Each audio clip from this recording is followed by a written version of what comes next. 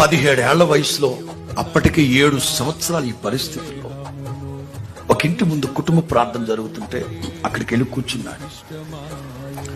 అతని వాలకం, అతని బట్టలో రక్తం. వీడెవడో పిచ్చోడు ఉన్నట్టున్నాడు, చెప్పులు దొబ్బేయడానికి వచ్చాడేమోనని అత్యవసరంగా వాడు ప్రార్థన ఆపేసి ఎలా చాపలాగేసి అదిగో అలా ఆబడి వెళ్తున్నాడు. ఎక్కడికి వెళ్తున్నాడో తెలియదు. ఆ నెల్లూరు నడి బజార్లో అలా వెళ్తుంటాడు. ఎంతండి, ఫ్రాక్షన్ ఆఫ్ సెకండ్స్, రెప్పపాటు అంతే. ఒక వెలుగు వెలిగింది ఆయన మీద, ఒక్క వెలుగు వెలిగింది. ఇట్లా